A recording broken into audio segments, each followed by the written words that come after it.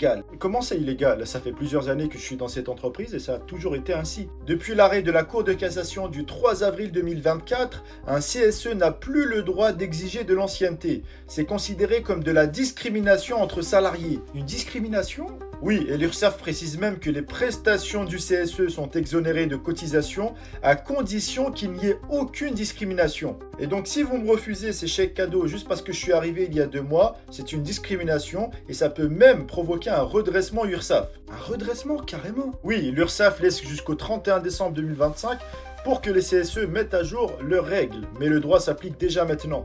Et cette règle est valable pour qui? C'est valable pour tout le monde, CDI, CDD, apprenti, alternant, stagiaire, même pour quelqu'un qui commence aujourd'hui.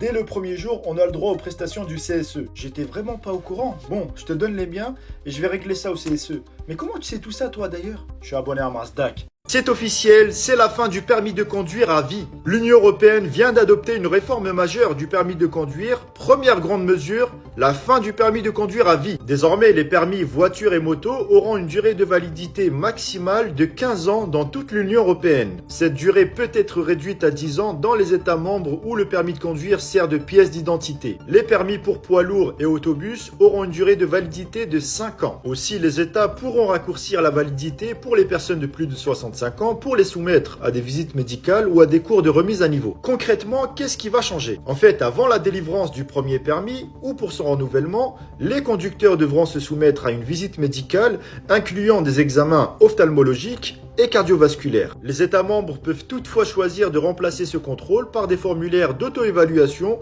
ou d'autres systèmes d'évaluation nationaux. Autre changement, pour les jeunes conducteurs, une période probatoire d'au moins 2 ans sera instaurée avec des sanctions renforcées en cas d'infraction grave. Les jeunes de 17 ans pourront obtenir un permis automobile mais devront être accompagnés d'un conducteur expérimenté jusqu'à 18 ans. L'examen du permis sera renforcé avec des questions sur les angles morts, l'ouverture des portes, les systèmes d'assistance et la distraction au volant, notamment le téléphone. La réforme prévoit également la mise en place progressive du permis numérique qui sera le format principal.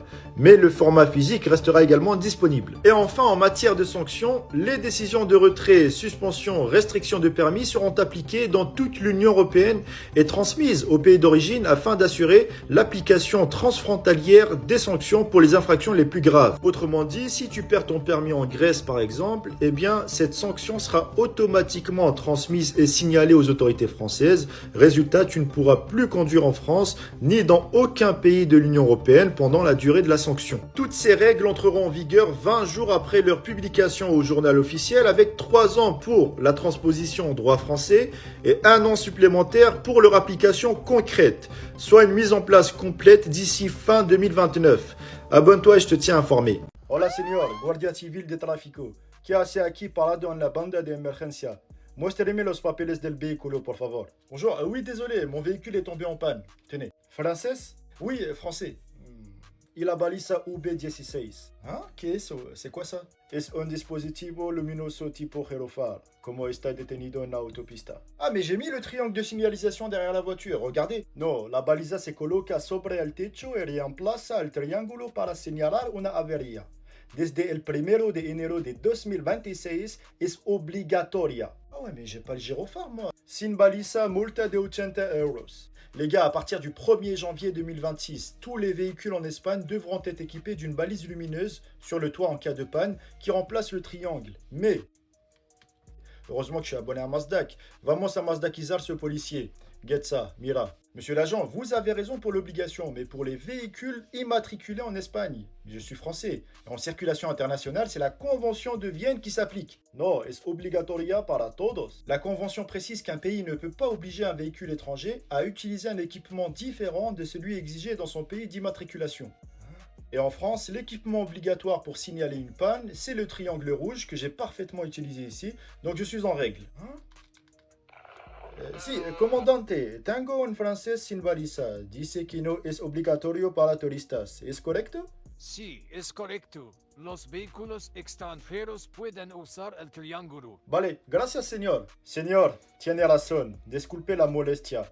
Aquí están sus papeles. Pero, ¿cómo usted sabe todo eso? Je suis abonné à Masdac. C'est historique, sous la 5e République, le budget de l'État pour 2026 a été rejeté à la quasi-unanimité après 125 heures de débat. L'Assemblée nationale a rejeté le projet de loi de finances 2026, 404 voix contre, une seule voix pour. En rejetant la partie recettes, les députés ont fait tomber l'ensemble du texte sans même examiner la partie dépenses. En gros, la partie recettes, c'est tout ce qui génère davantage de recettes pour l'État. Impôts, taxes, prélèvements, contributions. Mais les mesures proposées ont été jugées irréalistes, fragiles ou même difficiles à appliquer. Conséquence immédiate, le budget 2026 est entièrement annulé et le texte repart au Sénat. Gros problème, les délais deviennent ultra serrés.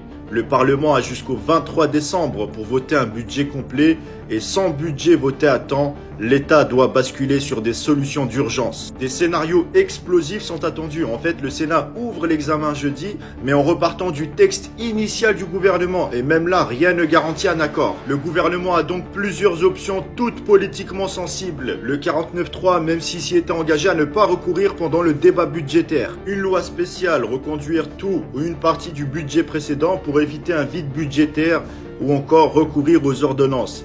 Bref, je vous tiens informé, abonnez-vous pour ne rien rater. Votre patron peut désormais vous faire travailler 12 jours d'affilée en toute légalité. En tout cas, c'est ce qu'a tranché la Cour de cassation dans un arrêt rendu le 13 novembre dernier. En fait, pendant longtemps, une idée largement répandue affirmait qu'il était interdit de faire travailler un salarié plus de 6 jours d'affilée. Et c'est vrai, cette idée tient du Code du travail et particulièrement de l'article L3132-1 du Code du travail qui impose un repos hebdomadaire. Mais cet article ne précise pas que ce repos doit intervenir après 6 jours consécutifs de travail. La question centrale était donc, qu'est-ce qu'une semaine au sens de la loi? Et la Cour vient de trancher, une semaine correspond à la semaine civile, c'est-à-dire du lundi au dimanche. Conséquence directe, tant que le salarié bénéficie d'au moins un jour de repos entre le lundi et le dimanche, l'employeur reste dans la légalité même si ce jour de repos est très éloigné du précédent. Je vous donne un exemple. La semaine 1, le salarié travaille du mardi au dimanche. Ça fait 6 jours travaillés. Il s'est reposé le lundi, donc le repos est bien présent dans la semaine civile. Il enchaîne sur la semaine 2 en travaillant du lundi jusqu'au samedi, avec comme jour de repos le dimanche. Le salarié aura effectivement travaillé 12 jours consécutifs, en toute légalité. En fait, cette décision vient d'une affaire récente où un salarié avait enchaîné de longues séries de jours travaillés.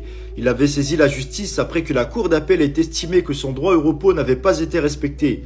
La Cour de cassation a annulé cette décision en rappelant que le repos doit simplement intervenir une fois par semaine civile, tout en respectant les autres garanties légales comme le repos quotidien, la durée maximale hebdomadaire et la protection de la santé du salarié. Cette décision ne modifie pas le Code du travail, mais elle précise son interprétation. Certaines conventions collectives peuvent néanmoins être plus protectrices et interdire de telles séquences. Bref, je vous tiens informé, abonnez-vous pour ne rien rater. Ah mon fils, ça fait 25 ans que je vis dans ce logement social. Si j'avais su, j'aurais acheté une maison. Aujourd'hui, tout est trop cher. Je comprends papa, mais tu sais, il y a une proposition de loi. Il serait peut-être bientôt possible de devenir gratuitement propriétaire de son logement HLM après 20 ans d'occupation. Gratuitement? Tu veux dire qu'on te donne l'appartement après 20 ans d'occupation? Oui, en fait, c'est une proposition de loi qui vient de la droite, plus précisément de Philippe Juvin, qui est rapporteur général de la Commission des finances. Et il a présenté cette idée pendant l'examen du budget 2026. Et c'est quoi le principe exactement? Alors l'idée c'est que si un locataire vit dans son logement HLM pendant au moins 20 ans,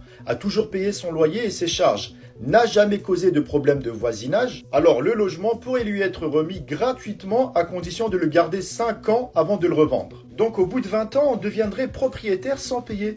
Mais c'est génial! Oui, et selon ce député qui n'aime pas n'importe lequel, rappelons-le, c'est quand même le rapporteur général de la Commission des finances, ceci permettrait de faciliter l'accès à la propriété et surtout de libérer des logements sociaux parce qu'il y a très peu de rotation. Et ça a été accepté, qu'en est-il de cette loi? Pas vraiment, l'idée fait débat. Qui a voté contre? Une grande partie de la gauche s'y est opposée en estimant que ceci ne résoudrait pas forcément la pénurie du logement social. Dommage, j'aurais pu devenir propriétaire avec cette mesure. Alors l'amendement a été rejeté en commission, mais il pourrait revenir lors des discussions du budget 2026 en séance publique. Merci mon fils, je vais suivre ça. Attends, mais comment tu sais tout ça toi? Je suis abonné à Marsdac. Le feuilleton de la démission de Lecornu. Épisode 1. Les noms qui fâchent. Mais à quoi joue Lecornu? Je ne connais toujours pas le nom des ministres. Je l'appelle. Qui m'appelle encore? Bruno Retailleau. Mais lui, il veut pas me lâcher, lui. Oui, allô? Oui, Bruno. Je t'appelle dans 5 minutes, je te rappelle, d'accord? Promis. 5 minutes, j'attends depuis 2 jours. Tu comptes me dire qui entre au gouvernement ou découvre ça à la télé? Bruno, tout est sous contrôle. Je finalise juste la liste avec le président. J'ai besoin de savoir qui tient l'économie, qui tient les armées quand même. Bruno, certaines décisions viennent directement du président. Allume la télé, l'annonce du gouvernement est imminente. Ça vient du président, donc c'est les armées. Et il veut pas me le dire. Il y a donc anguille sous roche. Quoi? Bruno Le Maire nommé aux armées? Il m'a donc trahi? C'est donc ça, Sébastien? Épisode 2. La colère de Bruno Retailleau. Le message part comme une bombe. À l'Élysée, ça s'agite. À Matignon, ça panique. Et chez Le Cornu, c'est le début de la fin. Bruno Retailleau vient de tweeter? Et qu'est-ce qu'il nous fait encore ce Bruno? Le linge sale se lave en famille? C'est quoi cette déclaration? Je l'appelle. Oui, allô Bruno? On peut s'expliquer s'il te plaît? Ce n'est pas ce que tu crois, vraiment. Ce que je crois, que tu m'as baladé, tu m'as parlé de confiance. T'as livré un casting signé Macron. T'as trahi ma confiance.